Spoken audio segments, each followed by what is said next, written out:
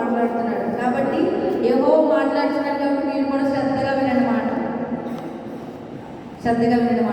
మాట్లాడుకోండి. యెహోవా మాట్లాడుతున్నాడు. ఆకాశము ఆలకించుము, భూమి చెవియొగ్గుము. ఆకాశము ఆయన సింహాసనము, భూమి ఆయన పాదపీఠము. కాబట్టి ఆయన అన్నాడు, ఆకాశము ఆలకించుము, భూమి చెవియొగ్గుము. నేను పిల్లలను పెంచి వారిని గొప్పవారినిగా చేసింది, వారు నా మీద తిరుగుబడి ఉన్నారు. నేను పిల్లలను పెంచి గొప్పవారిని చేసింది, వారు నా మీద తిరుగుబడి ఉన్నారు. ఏంటంటే దేవుడు వారంట పెంచి పోషించి గొప్పవారిగా చేస్తే వారంట తిరుగుబాటు చేశారంట. నేటి దినాల్లో తల్లిదండ్రుల మీద కూడా బిడ్డలు తిరుగుబాటు చేస్తున్నారు కదా. అదే విధంగా దేవుడు వాక్యం ద్వారా తెలియజేస్తున్నాడు. ఇశ్రాయేలు ప్రజలు ఆ యొక్క గొడ్డు పరిస్థితి నుంచి దేవుడు వారిని విడిపించి మంచి ప్రదేశానికి, పాలు తేనెలు ప్రవహించే దేశానికి వారిని నడిపించాలని దేవుడు ఆశపడితే వాళ్ళు దేవుడు ఆ యొక్క స్థితి నుంచి వాళ్ళని బయటికి రప్పించిన విధానాన్ని మర్చిపోయి దేవుడు మరి వారికి ఆహారం కావాలంటే ఆకాశం నుంచి మన్నాను కురిపించి, దాహం కావాలంటే బండల నుంచి నీరుని రప్పించి, ఇవన్నీ చేసి వాళ్ళకి పగలు ఎండ దెబ్బ తగలకుండా, రాత్రి వాన దెబ్బలు తగలకుండా, వాళ్ళ చెప్పులు అందుకోకుండా, వాళ్ళ ఒంటి మీద వస్త్రము ఏమాత్రం కూడా మాసిపోకుండా సమస్తము వారికి అన్ని చేస్తే వారు ఏం చేశారంటే తిరుగుబాటు చేశారు. అందుకని దేవుడు అన్నాడు, నేను పిల్లలను పెంచి గొప్పవారిని చేసింది, వారు నా మీద తిరుగుబడి ఉన్నారు. నేటి దినాల్లో తల్లిదండ్రులు మాటలు కూడా బిడ్డలు అలాగే ఉంటున్నారు. వాళ్ళు పెంచి పోషించి పెద్దవారిని చేస్తే వారి మీద తిరుగుబాటు చేసేవారుగా ఉన్నారు. వాక్యం అదే సెలవిస్తుంది. వాళ్ళు అన్ని విషయాల్లో కూడా వారు తగిన పనులు లేకపోతే ఏమైనా కూడా వారు శ్రద్ధగా చెప్తున్నప్పుడు, ఒక ఎగ్జాంపుల్గా తన బిడ్డకి తెలియకుండా ఏమైనా కొన్నా కూడా తను కొన్నదనుకోండి, వాళ్ళు వచ్చి నేను ఎవడు కొనమన్నాను, నేను కొనమన్నాను, నిన్ను నా ఇష్టాన్ని అడగాలి కదా అని ఏం చేస్తున్నారంటే వస్త్రానికే తిరుగుబాటు చేసేవారుగా ఉన్నారు. లేకపోతే వాళ్ళకి నచ్చని పని ఏది చేసినా కూడా వాళ్ళు ఎలా తీసుకునేవారుగా ఉన్నారంటే, నిన్ను ఎవరు చేయమన్నారు, నువ్వు నన్ను అడిగావా, నన్ను చేసావా అని తల్లిదండ్రుల మీద ఏం చేస్తున్నారంటే తిరగబాటు తరాన్ని చేస్తున్నారు. దేవుడు కూడా అదే అంటున్నాడు, నేను చేసిన మేలును పొందుకుంటున్నాను, నేను వారికి ఇచ్చిన ఆరోగ్యాన్ని పొందుకుంటున్నారు, వారికి ఇచ్చిన ఆయుష్ని పొందుకుంటున్నారు, సమస్తము పొందుకుని కూడా వారు ఏం చేస్తున్నారంటే తిరుగుబాటు చేస్తున్నారని దేవుని వాక్యం సెలవిస్తుంది. నేటి దినాల్లో బిడ్డలు ఎటు రీతిగా ఉన్నారంటే వివాహ విషయంలో తల్లిదండ్రుల చిత్తము లేదు, లేకపోతే చదువు విషయంలో తల్లిదండ్రుల చిత్తము లేదు, వారు వేసుకునే వస్త్రాల విషయంలో కూడా తల్లిదండ్రుల చిత్తము లేదు. వారికి వారు నడుచుకోవాలి, వారికి వారు ఉండాలని అనుకుంటున్నారు తప్ప తల్లిదండ్రులు చెప్పే మాటలు ఒక్కరు కూడా శ్రద్ధగా వినేవారుగా లేరు. ఎందుకంటే వారి మీద తిరుగుబాటు చేసేవారుగా ఉన్నారు. వారు నేను ఏ పరిస్థితుల్లోంచి ఏ పరిస్థితిలోకి నడిపించుకొచ్చారు, వారు ఏ స్థితిలో ఉండి నువ్వు ఏ స్థితిలోకి మార్చాలో కూడా అదంతా కూడా నువ్వు గ్రహించి నేడు దినాలను పెద్దదానివై ఆభరణ భూషితురాలివై అయిన తర్వాత నువ్వేం చేస్తున్నావంటే నీ తల్లిదండ్రుల మాటలు ఏం చేసి శ్రద్ధగా వినకుండా వారు చెప్పే మాటలు ఏం చేస్తున్నామంటే తిరుగుబాటు చేసేదానిగా ఉన్నామని దేవుని వాక్యము సెలవిస్తుంది. కానీ బైబిల్ గ్రంథంలో యెఫ్తా కుమార్తె అలాగా యెఫ్తా మీద తిరుగుబాటు చేయలేదు, దేవుని మీద కూడా తిరుగుబాటు చేయలేదు. యెఫ్తా ఎవరంటే ఆయన పరాక్రమం గల బలాఢ్యుడు. ఆయన న్యాయాధిపతులు 11వ అధ్యాయంలో ఉంటుంది. వేశ్యకు పుట్టిన కుమారుడైన ఆయన అలా పుట్టాడని చెప్పేసి తన సహోదరులు తనని ఆ గ్రామం నుంచి వెళ్ళిపోమన్నారు. ఎందుకంటే నువ్వు అన్య స్త్రీకి పుట్టావు, ఇక్కడి నుంచి వెళ్ళిపో అని చెప్పినప్పుడు తను అక్కడి నుంచి టోబు దేశానికి వెళ్ళిపోతాడు. ఆయన వెళ్ళిపోయిన తర్వాత మనం ఎక్కడైతే విసర్జింపబడతామో, ఎక్కడైతే మనము అవమానపడతామో, ఎక్కడైతే మనల్ని గెంటి వేస్తారో అక్కడే దేవుడు మనం నిలబెట్టుకునేవాడిగా ఉంటాడు. కాబట్టి యెఫ్తాను మరలా అదే దేశానికి రావడానికి దేవుడు కృప చూపించాడు. ఏ విధంగా అంటే అమ్మోనీయులతో యుద్ధము చేయడానికి యెఫ్తా వాళ్ళకి అవసరమయ్యాడు. కాబట్టి ఆ యొక్క యెఫ్తాను మళ్ళీ తిరిగి ఆ ప్రదేశానికి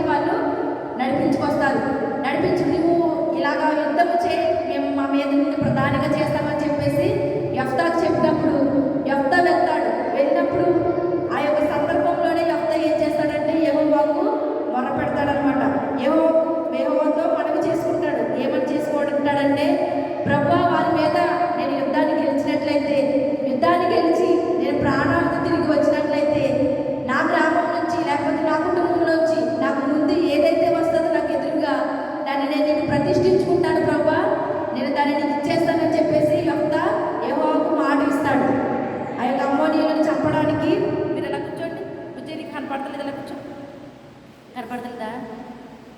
అమ్మోనీయులతోటి యుద్ధం చేయడానికి యెఫ్తా మరి దేవుడు అడుగుతాడు అనమాట, వారి మీద నన్ను నీవు గెలిపించినట్లయితే, వారి మీద నన్ను నీవు ముందుకు నడిపించినట్లయితే, నన్ను ప్రాణాలతో తిరిగి మళ్ళీ మిస్వాకు నన్ను నీవు తెచ్చినట్లయితే, నేను నాకు ముందుగా ఏది నా గ్రామం నుంచి ఎదురుగా వస్తుందో దాన్ని నీకు నేను ప్రతిష్ఠించుకుంటానని చెప్పేసి యెఫ్తా అంటాడు. అన్నప్పుడు అలాగే దేవుడు అమ్మోనీయుల మీద యుద్ధాన్ని గెలవడానికి దేవుడు కృప చూపిస్తాడు యెఫ్తాకి. ఒకళ్ళే ఇద్దరే కాదు, 20 పట్టణములను హతము చేసేంత కృపను యెఫ్తాకి దేవుడు అనుగ్రహిస్తాడు. అనుగ్రహించిన తర్వాత మరి దేవుడికి మాట ఇచ్చాడు కదా, నేను వారి మీద యుద్ధాన్ని గెలిచి తిరిగి నేను ఇంటికి వెళ్ళినప్పుడు నా ముందు ఏదైతే వస్తుందో, నా కుటుంబం నుంచి ఏదైతే వస్తుందో దాన్ని నీకు ప్రతిష్ఠించుకుంటానని చెప్పేసి దేవుడితో మాట సెలవిస్తాడు. ఆ యొక్క ప్రతిష్ఠత అక్కడ చేసుకుంటాడు. అదేవిధంగా దేవుడు మరి యుద్ధాన్ని జరిగించాడు, ఆ యొక్క యెఫ్తాని గెలిపించాడు. కాబట్టి ఆ యెఫ్తా వస్తున్నాడని తన కుమార్తెకి, యెఫ్తాకి కుమార్తె అయితే మగ సంతానమే కానీ ఆడ సంతానమే కానీ లేదు, కుమార్తె ఒకటే ఉన్నది. అయితే ఆ యొక్క విజయాన్ని గెలిచాడని యెఫ్తా ఆ యొక్క ప్రాణాలతో తిరిగి వచ్చి ఆ దేశాన్ని అంతటినీ కూడా వాటన్నిటిని అమ్మోనీయుల మీద గెలిచాడని తెలుసుకుని తన కుమార్తె ఏం చేసిందంటే తంబురులతోటి, నాట్యంతోటి, సితారతోటి తన తండ్రికి ముందుగా వెళ్తాదనమాట. నా తండ్రి గెలిచాడని వెళ్తాది. కానీ ఇక్కడ యెఫ్తా ఏమని దేవుడికి మాట ఇచ్చాడు, నా ముందు ఏదైతే వస్తుందో దాన్ని నీకు ప్రతిష్ఠించుకుంటాను ప్రభా అని యెహోవాకు మాట ఇస్తాడు. మాట ఇచ్చాడు కాబట్టి మాట తప్పలేడు. కానీ తన కుమార్తె తనకి ఎదురుగా వస్తుంటే తను ఎంత తన వస్త్రాలు చెప్పుకుని, అయ్యో నా కుమార్తె నాకు ఎదురుగా వస్తుంది, నేను దేవుడికి మాట ఇచ్చానే, నేను దేవుడికి ప్రతిష్ఠించుకున్నానే, నాకు ముందుగా ఏది వస్తుందో దాన్ని ఇస్తానని చెప్పేసి, నా వేదనలో నువ్వు కూడా ఉన్నావు కుమార్తె అని చెప్పేసి తన కుమార్తె గురించి అంగలార్చి ఏడుస్తాడు యెఫ్తా. ఏడ్చాడే తప్ప తన ఇచ్చిన మాటను మాత్రము ఆయన తీయలేదు. ఎందుకంటే తిరుగుబాటు చేయలేదు, దేవునికి మాట ఇచ్చాడు. నువ్వు నన్ను యుద్ధంలో గెలిపిస్తే ప్రభా నేను నీకు ఏదైతే వస్తుందో దాన్ని ప్రతిష్ఠించేద్దానని మాట ఇచ్చాడు.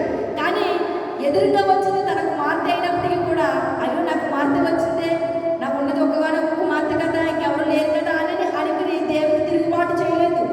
వచ్చింది కుమార్తె అయినా కూడా ఆ కుమార్తె పట్ల తను ఏం చేశాడంటే బాధపడ్డాడు తప్ప, అంగలార్చాడు తప్ప తన మాటను వెనక్కి తీసుకోవాలని ఎంత మాత్రం కూడా అనుకోలేదు. అలాగే తన కుమార్తె కూడా అటు రీతిగానే ఉంటుంది. చూడండి, న్యాయాధిపతుల గ్రంథము 11వ అధ్యాయము 36లో మనం చూసుకున్నట్లయితే ఆయన ఏడుస్తాడనమాట. కాబట్టి అతడు ఆమెను చూచి తన బట్టలు చింపుకొని, అయ్యో నా కుమారి, నీవు నన్ను బహుగా కృంగ చేసితివి, నీవు నన్ను తల్లడిపో చేయవాళ్ళు ఒకతవై ఉన్నావు, నేను యెహోవాకు మాట ఇచ్చినాను కనుక వెనుక తీయలేననగా, వెనుక తీయలేను, నేను మాట ఇచ్చాను, నేను మాట ఇచ్చింది తప్పును, తిరుగుబాటు చేయను అని చెప్పేసి యెఫ్తా గారు అన్నప్పుడు తన కుమార్తె ఏమనాలి, నువ్వు నన్ను అడిగి మాట ఇచ్చావా, లేకపోతే నాకు చెప్పావా, నేనెందుకు నీవు ఇచ్చిన మాటకు కట్టుబడి ఉండాలి, నేనెందుకు నువ్వు చేసిన దానికి నేనెందుకు ప్రతిఫలం అవ్వాలి, నేనెందుకు నా కన్నెందుకు నేను అంటే ప్రతిష్ఠించుకోవడం అంటే ఇంకా సమూయేలు ఎట్టి రీతికైతే చిన్నతనం నుంచే దేవుడి సన్నిధిలో ప్రతిష్ఠితుడయ్యాడో, ఎలాగైతే సమూయేలు ఎట్టి రీతికైతే మందిరంలో సంచరించాడో అటు రీతిగానే తిన కూడా ఉండాలి. ఇంకా ప్రతిష్ఠించడం అంటే దేవునికి అంతే, అలా ఉండాలి కదా. నువ్వు ఎందుకు అలా చేసావని తండ్రిని ఒక్క మాట కూడా అనలేదు యెఫ్తా కుమార్తె. తన తండ్రి ఇచ్చిన మాటను నువ్వు వెనక్కి తీయాల్సిన అవసరం లేదు. దేవుడికి నువ్వు ఏదైతే మాట ఇచ్చావో ఆ మాట నువ్వు చెయ్యి, నేను అటు రీతిగానే ఉంటానని యెఫ్తా కుమార్తె తన తండ్రి చెప్పిన మాటకి తిరుగుబాటు చేయలేదు, తిరగబడలేదు. ఎందుకు నువ్వు నాకు తెలియకుండా చెప్పావు, లేకపోతే నేను ఎందుకు నా జీవితాన్ని విడిచిపెట్టేసి దేవుడికి ప్రతిష్ఠితం అవ్వాలి, ఎందుకు నేను దేవుని మందిరంలో ఉండాలి, నాకు సంతోషాలు ఉండవా, ఆనందాలు ఉండవా అన్న మాట యెఫ్తా కుమార్తె యెఫ్తాకు చెప్పలేదు, ఎదురు చెప్పలేదు. తన తండ్రి ఇచ్చిన మాటను తిరుగుబాటు చేయలేదు. 7 దినాల్లో తల్లిదండ్రుల మాటలు తిరుగుబాటు చేసేవారుగా ఉన్నారు యవనస్తులు. కాబట్టి దేవుని వాక్యం మాట్లాడిన ఆయన అన్నాడు, యెహోవా ఇలాగ సెలవిచ్చున్నాడు, యెహోవా మాట్లాడుతున్నాడు కాబట్టి మాట్లాడేది ఆయనే, కాబట్టి ఆయన మాటలు మీరు గ్రహించుకునేవారుగా ఉండాలి. 7 దినాల్లో మీరు తల్లిదండ్రుల మాటలు తిరుగుబాటు చేసేవారుగా ఉన్నారేమో. ఒకటి కొనివ్వలేదని చెప్పేసి ఈ దినాల్లో మొన్న కొమరాడ గ్రామంలో మీటింగ్స్ పెట్టినప్పుడు ఆయన సాక్షి చెప్పాడు. తన తల్లిదండ్రులంట తన ప్రేమించిందని చెప్పి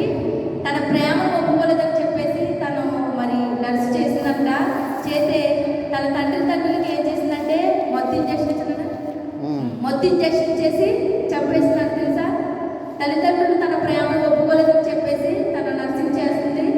వాళ్ళని ఒప్పించాలి, లేకపోతే వేరే విధంగా ఏదైనా చేయాలి, కానీ వాళ్ళు ఒప్పుకోవడం లేదని చెప్పేసి మొత్తం ఇంజెక్షన్ తండ్రికి ఇచ్చేసింది, తల్లికి ఇచ్చేసింది. 7 దినాల్లో యవనస్తున్నట్టు రీతిగా ఉన్నారు. కాబట్టి దేవుడు అంటున్నాడు, యెహోవా ఇలాగ సెలవిస్తున్నాడు, నేను మిమ్మల్ని పెంచి గొప్ప చేసి పెద్దవాళ్ళని చేసిన తర్వాత కూడా మీరు ఏం చేస్తున్నారంటే తిరుగుబాటు చేసేవారుగా ఉన్నారని అంటున్నాడు. చూడండి, తను మాట్లాడుకోవాలి, లేకపోతే వేరే విధంగా ఏదైనా చేయాలి తప్ప తల్లిదండ్రులు మరణమైపోయినా పర్లేదు, నా సంతోషమే కావాలని కన్న తల్లిదండ్రులనే చంపేసిన కుమార్తె వల్ల తను ఉంది. కానీ యెఫ్తా కుమార్తె అలాగా లేదు. యెఫ్తా మాటను విడిచిపెట్టలేదు. యెఫ్తా దేవుడికి చేసిన మాటను బట్టి తను ఏం చేసిందంటే అంగీకరించి ఏమంటుందంటే, ఆమె నా తండ్రి యెహోవాకు మాట ఇచ్చింటివా, నీ నోట నుండి బయలుదేరే మాటల చొప్పున నాకు చేయము. నువ్వు యెహోవాకు మాట ఇచ్చావు నా పట్ల, నీకు ఏది ముందొస్తే అది దేవుడికి ప్రతిష్ఠిస్తామని దేవుడితో నువ్వు వాగ్దానం చేసుకున్నావా, అయితే అదే చెయ్యి అని యెఫ్తా కుమార్తె తన తండ్రి దేవుడికి ఇచ్చిన మాటను ఇక్కడ నెరవేర్చిన దానిగా ఉన్నది. అప్పుడు యెహోవాని శత్రువైన అమ్మోనీయుల మీద పగ తీర్చుకుని ఉన్నాడని అతనితో అనెను. మరియు ఆమె నా కొరకు చేయవలసినది ఏమనగా 2 నెలల వరకు నన్ను విడుము, నేను నా చెలికత్తులు పోయి కొండ మీద ఉండి కన్యత్వం గురించి ఆమె 2 నెలలు కొండ మీద ఉండి కన్యత్వం గురించి ప్రలాపించిందంట. 2 దినాలు తన తండ్రిని అడిగి, నేను 2 దినాలు నా పనికత్తులతో కూడా కొండ మీదకి వెళ్ళి నా కన్యత్వం గురించి నేను దేవుణ్ణి అడుగుతానని చెప్పేసి తన దేవుణ్ణి అడిగిందని. చూడండి ఎంత ఒదిగి ఉన్నది, చూడండి యెఫ్తాకి తన కుమార్తె ఎంత విధేయత కలిగి ఉంది. యెఫ్తాకి 7 దినాల్లో యవనస్తులు అట్టి రీతిగా ఉంటున్నారా? 7 దినాల్లో యవన బిడ్డలు తల్లిదండ్రులకి అట్టి రీతిగా విధేయత చూపించగలుగుతున్నారా? కానీ యెఫ్తా కుమార్తె మారు మాట కూడా మాట్లాడలేదు. నా కన్యత్వం గురించి నేను ప్రలాపిస్తాను అని చెప్పేసి కొండ మీదకి వెళ్ళి 2 నెలలు అట్టి రీతిగానే ఉండి వచ్చిన తర్వాత తన తండ్రి దేవుడికి ఇచ్చిన మాట చొప్పున చేయమని చెప్పింది.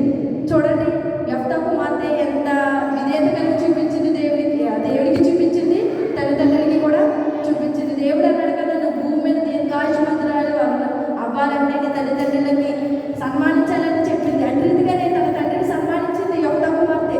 తన తండ్రి మాట విడిచిపెట్టలేదు. తన తండ్రి చేశాడు కదా, తన తండ్రితో మాట్లాడేంటని అనుకోలేదు. తన తండ్రి చేసిన పనికి ఆమె ఆ యొక్క పనిని తను కూడా చెయ్యాలి, ఇలాగా ఉండాలి, నా తండ్రికి నేను విధేయురాలిగా ఉండాలి, దేవునితో మాట ఇచ్చి ఉన్నాను కదా, ఆ మాటను నేను నెరవేర్చేదానిగా ఉండాలి అని. ఈ దినాల్లో మీ తల్లిదండ్రులు కూడా మీ మీద ఎంతో ఆశలు పెట్టుకుంటూ ఉంటారు. మందిరంలో చక్కగా ఉండాలని, మందిరంలో చక్కని పాటలు పాడాలని, మందిరంలో చక్కని విధేయత కలిగి చక్కగా బుద్ధి కలిగి ఉండాలని వారు దేవుని అడుగుతూ ఉంటారు. మీరు వారు అడిగిన దానికి మీరు ఏం చేయాలంటే, ఈ యెఫ్తా కుమార్తె ఎట్టి రీతికైతే తన తండ్రి మాటను ఎట్టి రీతికైతే అంగీకరించి దేవుడి కొరకు దేవుడు ఇచ్చిన మాట కొరకు ఎట్టి రీతికైతే ప్రతిష్ఠితురాలైందో, మీరు కూడా అట్టి రీతిగా మీ తల్లిదండ్రులు మీ పట్ల ఏమో ఆలోచిస్తున్నారు,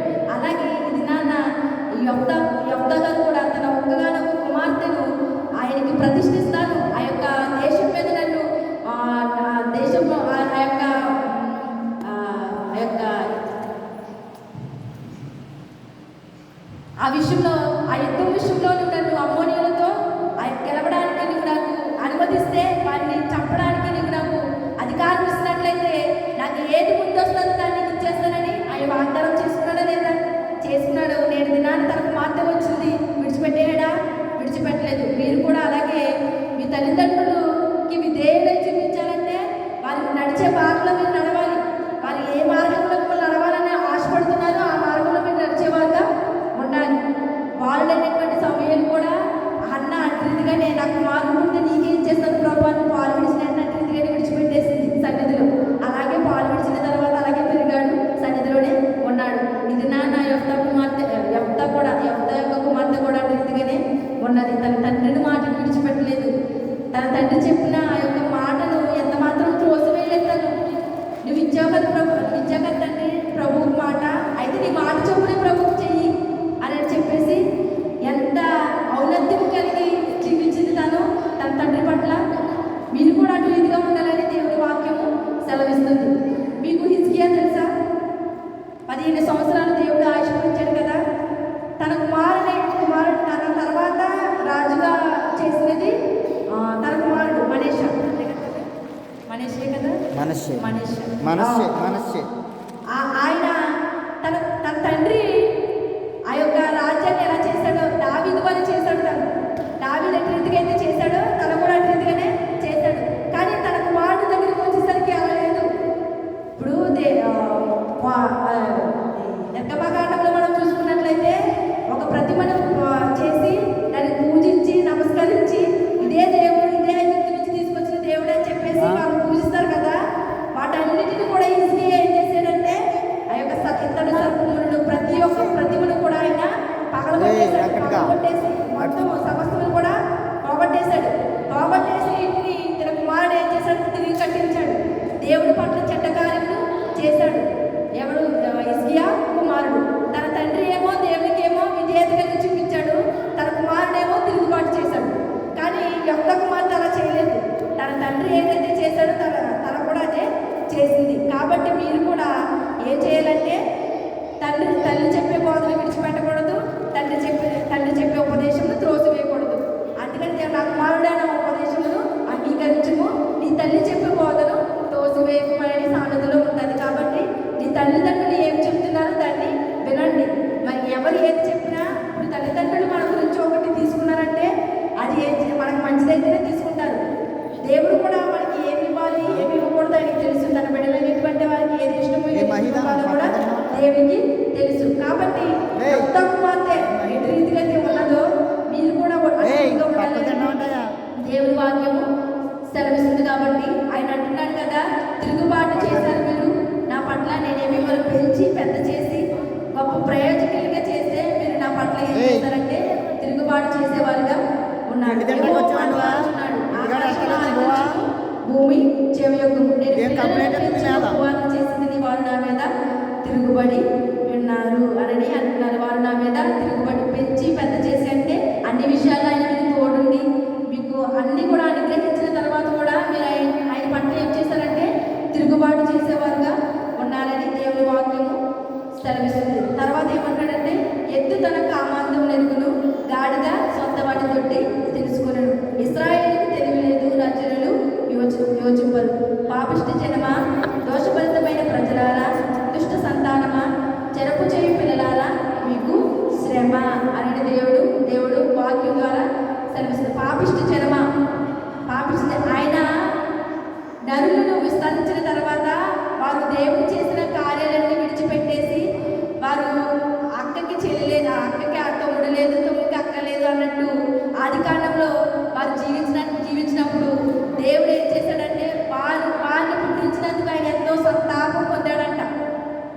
వారు చేసిన క్రియలను బట్టి, వారు చేసిన పనులు బట్టి, వారు నరులు చేసినందుకు ఎంతో సంతాపము నొందాడని ఆది కాండంలో ఉంది. అందుకని అంటున్నాడు చూడు, పాపిష్టి జనమా, దోషభరితమైన ప్రజలారా, దుష్ట సంతానమా, చెరపు చేయి పిల్లారా, మీకు శ్రమ అని దేవుడి వాక్యము సెలవిస్తుంది. చూడండి, పల్లెం ఉంటుంది కదా, పల్లెమును తిరగేసి దాన్ని మనం తుడుతాం కదా, అలా తుడిచేస్తాడని దేవుడి వాక్యం సెలవిస్తుంది.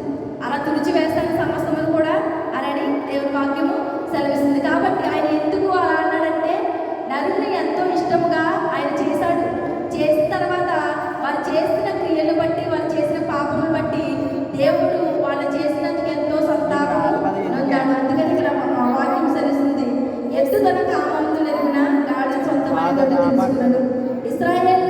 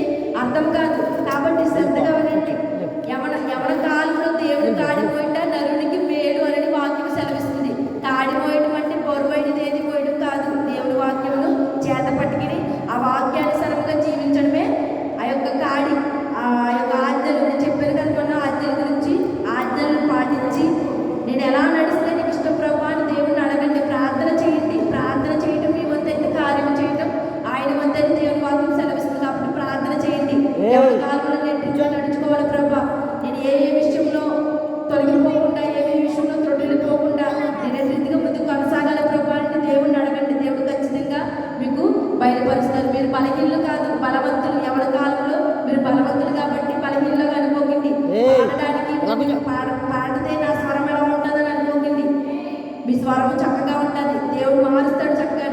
ప్రార్థన చేస్తే నేను ఎలా చేస్తున్నాను బయట వారు ఎలా వింటారని అనుకోకండి. మీ హృదయాన్ని ఉన్నది దేవుడికి తెలిస్తే సరిపోతుంది. బయట వారు వింటారు, వినకపోతారు. మీరు ఎలా ప్రార్థన చేస్తారో దేవుడికి ఇష్టమే అవుతుంది. ప్రార్థన చేయమంటే ఎవరో ముందు వచ్చి ప్రార్థన చేసేయాలి. వాక్యం చెప్పమంటే ముందుకు వచ్చి ప్రభువాని వాక్యం చదివిన దాన్ని ఒక అధ్యాయం తీసుకుని చదివిన దాన్ని చదవండి. అప్పుడు ఆ వాక్యం ద్వారా దేవుడితో మాట్లాడతారు. ఇతరులకి ఏం చెప్పాలి మీకు గ్రహిస్తాడు. అదేవిధంగా వాక్యాన్ని చదవడంలో కూడా చదవడానికి ఆసక్తి కలిగి చాలా మంది ఉంటారు, కానీ ముందుకు రాలేకపోతున్నారు. మీరు ధైర్యం తెచ్చుకోండి, నిర్భరం కలిగి ఉండండి. అప్పుడు దేవుడు ధైర్యం అడగండి. మరి దావీదు యుద్ధంలోనూ ముందు బలవంతుడు ఉన్నా కూడా భయపడ్డా? భయపడలేదు. గొలియాతు ఎంత బలవంతుడు, భయపడలేదు.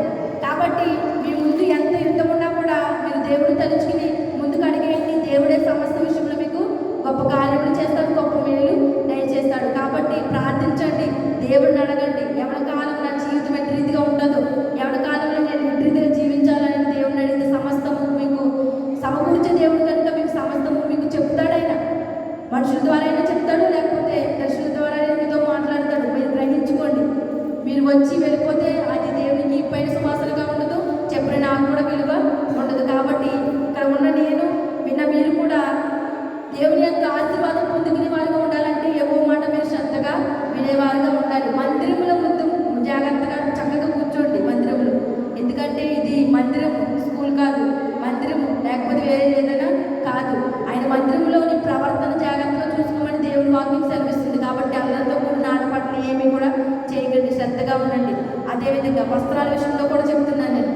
ఇప్పుడు చూడండి, ఇప్పుడు స్కూల్కి వెళ్ళే ముందు ఒక డ్రెస్ వేసుకుని తన స్కూల్కి వచ్చేసిన తర్వాత అదే డ్రెస్ వేసుకుని మందిరంలోకి వస్తారు. అలా రాకండి. వచ్చే వాళ్ళకి చెప్తున్నారు అలా రాకండి. ఎందుకంటే ఇశ్రాయేలు ప్రజల అరణ్యంలో నడిచినప్పుడు వాళ్ళ వస్త్రాలు దినదినము కూడా ఆయన నూతనపరిచాడు, మాసిపోయినట్టు ఉంచలేదు. ఆయన పరిశుద్ధుడు కనుక మనం వేసుకునే వస్త్రాల కాడి నుంచి మనం ప్రవర్తించే ప్రవర్తన కూడా చాలా జాగ్రత్తగా ఉండాలని వాక్యము సెలవిస్తుంది. కాబట్టి అటు రీతిగా ఉండండి. అన్ని విషయాల్లో కూడా దేవుడిని అడగండి. దేవుడు మీకు సమస్తము సమకూర్చేవాడుగా ఉన్నాడు. మీ వస్త్రం విషయంలో, మీరు అలంకార విషయంలో, అన్ని విషయాల్లో కూడా దేవుడికి నచ్చే విధంగా ఉండండి. ఇతరులకు నచ్చే వాళ్ళు చక్కగా రెడీ అయ్యారు కదా, నేను కూడా అటు రీతిగా రెడీ అయ్యాలని వాళ్ళ మీద అసూయతో మీరు రెడీ అవ్వకండి. ఎందుకంటే అది దేవుడికి ఇష్టమైనదిగా ఉండదు. మీ అలంకరణ దేవుడి వాక్యం చదవడమే, మీ అలంకరణ దేవుడితో సంభాషణ చేయడమే, మీ అలంకరణ దేవుడితో ప్రార్థన చేయడమే. అదే నీకు గొప్ప అలంకరణ. నువ్వు ఎక్కడికైనా వెళ్ళినప్పుడు ఈమె చక్కగా మందిరంలో చక్కగా పాడుతుంది, లేదా చక్కగా వాక్యాన్ని అందిస్తుంది, చక్కగా వాక్యాన్ని ధ్యానిస్తుంది, చక్కగా ప్రార్థన చేస్తుందని అన్నప్పుడు ఎక్కడికైనా వెళ్ళినప్పుడు అది నీకు అంత ఆనందాన్ని ఇస్తుంది. వేరే ఏదైనా ఆనందాన్ని కొత్త బట్టలు వేసుకుంటే అంత ఆనందం వస్తుంది నీకు, లేకపోతే యువతల్లో రెడీ అవునట్లు రెడీ అవుతే అంత ఆనందం వస్తుందా? రాదు. నీ పేరు అటు రీతిగా ఉంటుంది. కాబట్టి నువ్వేం చేయాలంటే అలంకరణ విషయంలో కానీ, వస్త్రాల విషయంలో కానీ ఇతరులను ఆశ చేసి వేసుకోవడం కాదు, కానీ దేవునికి అది నచ్చిందా లేదా అనేది ఒక్కసారి మీరు ఆలోచించుకునే వారిగా ఉండండి. దేవుడు మీతో ఇటు రీతిగా మాట్లాడుతున్నారంటే మీరు దాన్ని మార్చుకునే వారిగా ఉండాలి. తిరిగి అదే జీవితాన్ని జీవిస్తే దేవుడి నుంచి వచ్చే ఉగ్రతను మనం ఎవరు కూడా తప్పించుకునే వారుగా ఉండము. కాబట్టి ఒక్కసారి జాగ్రత్తగా ఆలోచించండి. యెఫ్తా కుమార్తె తన తండ్రి యెహోవాకు ఇచ్చిన మాటని ఎట్టి రీతిగా అయితే అంగీకరించి ఆ యొక్క మాటకి తను కట్టుబడి ఉందో, మీరు కూడా నేటి దినాల్లో మీ తల్లిదండ్రులు మీ పట్ల చేసే ప్రతి దాన్ని కూడా మీరు కూడా అట్టి రీతిగానే ఉండండి. మీకు నచ్చినవి కొనలేదని చెప్పేసి, లేకపోతే నేను అక్కడికి వెళ్ళనివ్వడం లేదు, ఇక్కడికి వెళ్ళడం లేదని చెప్పేసి తల్లిదండ్రుల మీద తిరుగుబడి చేసేవారుగా ఉండకండి. కాబట్టి యెఫ్తా కుమార్తె వల్ల మీరు ఉండడానికి, యెఫ్తా ఎట్టి రీతిగా అయితే తన కుమార్తెను తన దేవుడికి ఎట్టి రీతిగా అయితే ప్రతిష్ఠించాడో అట్టి రీతిగా మీరు కూడా దేవుడి మందిరంలో గొప్పవారిగా ఉండాలని ప్రభు ఇది నాన్న కోరుతున్నాడు. కాబట్టి అట్టి రీతిగా మీరు ఉండడానికి పరిశుద్ధాత్మ దేవుడు